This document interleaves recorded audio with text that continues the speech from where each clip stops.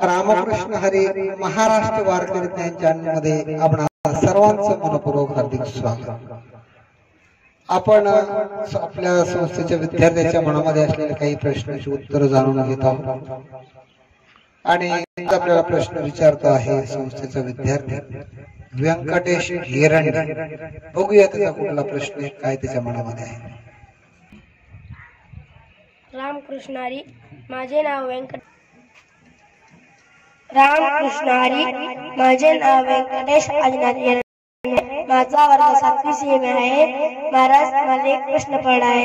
ज्ञानेश्वर माऊलींनी बोलवलेल्या रेड्याला कुठे समाधी दिली आहे? तर व्यंकटेशच्या मनातला प्रश्न आहे की संत श्रेष्ठ ज्ञानेश्वर माऊलींनी पैठण मध्ये जो काही रेडा, तर त्या रेड्याला समाधी देण्यात आलेली ती कुठे दिलेली आहे? प्रश्नाचं उत्तर जाणून घेणारच आहोत, पण कशामुळे रेडा बोलावं लागला थोडासा आपण इतिहास बघूया। जेव्हा आळंदी क्षेत्रामध्ये मुंज करण्याकरता माऊलींच्या भावंडांना सर्वांना अधिकार दिला जात नव्हता, तेव्हा त्यांना पूर्वीच दक्षिण काशी म्हणून पैठण प्रसिद्ध होतो, विद्वानाचं ते नगर होतं। त्यांना पैठणला पाठवण्यात आलं आणि पैठणला पाठवल्याच्या नंतर त्या ठिकाणी त्यांचा विचारपूस करण्यात आली, काय झालं, कशासाठी आला। आणि जेव्हा नाव विचारलं तर ज्ञानेश्वर माऊलींनी सांगितलं माझं नाव ज्ञानदेव आहे। निवृत्तीनाथ महाराजांनी सांगितलं माझं नाव निवृत्ती आहे।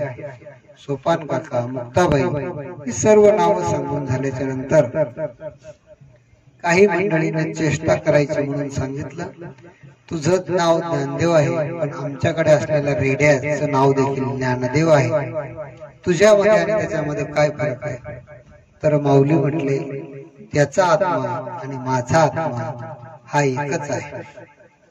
मग विद्वान म्हटले, जर आत्मा एकच आहे तर मग त्याला मारल्याच्या नंतर तुझ्या पाठीवरती गोळ गोठायला पाहिजे।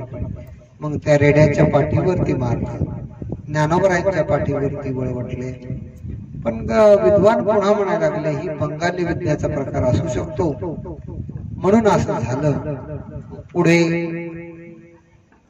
त्यांनी सांगितलं की तू काय कर, माऊलींना सांगितलं तुम्ही वेद म्हणा आणि तेच वेद ह्या रेड्याला म्हणायला लावा। ज्ञानोबरायांनी त्या रेड्याच्या मस्तकावर हात ठेवला आणि तो रेडा वेद बोलू लागला, ओम अग्नी मिळे, असं त्यानं त्या रेड्याने वेदाचं उच्चारण सुरू केल्याच्या नंतर विद्वानांच्या पायाखालची जमीन सरकली। विद्वान थरथर कापायला लागले, आपल्याकडून फार मोठा अपराध झाला अशी त्यांना जाणीव झाली, कारण की वेद हा याच्यावरती कुठली विद्या चालू शकत नाही। आणि जेव्हा रेडा वेद बोलतो तेव्हा हे संत महात्मे आहेत म्हणून सर्वजण पंडित माऊलींना शरण आले आणि माऊली मग तो रेडा घेऊन त्या ठिकाणावर निघाले। बडबड करत करत करत आळे फाटा या ठिकाणी आले आणि त्या आळे फाट्याला आल्याच्या नंतर अनेक लोक तो रेडा पाहण्यासाठी एकत्र यायचे, बघायचे आणि त्या रेड्याचं दर्शन लोक घ्यायचे। पण त्या रेड्याला मात्र माऊलींनी आळे फाटा या ठिकाणी समाधी दिली। आजही रेड्याच्या समाधीचा उत्सव आळे फाट्याला मोठ्या प्रमाणात साजरा केला जातो। माणसासाठी लोक एकत्र येतील का नाही माहित नाही, पण संतांनी हात ठेवलेल्या रेड्यासाठी लोक एकत्र येतात। त्याचं जिवंत उदाहरण आजही आपल्याला बघायला भेटतं।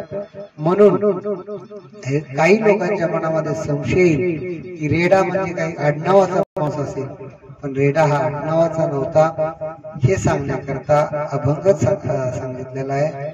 मैशी पुत्रामुखे बोलविणे श्रुती, म्हशीचा पुत्र, आता आणखी स्पष्ट काय सांगणार, म्हशीच्या पोटी जन्माला आलेला रेडा याच्याच मुखातून ज्ञानोबरायांनी वेद वधून घेतला आणि त्याला आळेपाटा या ठिकाणी समाधी दिली।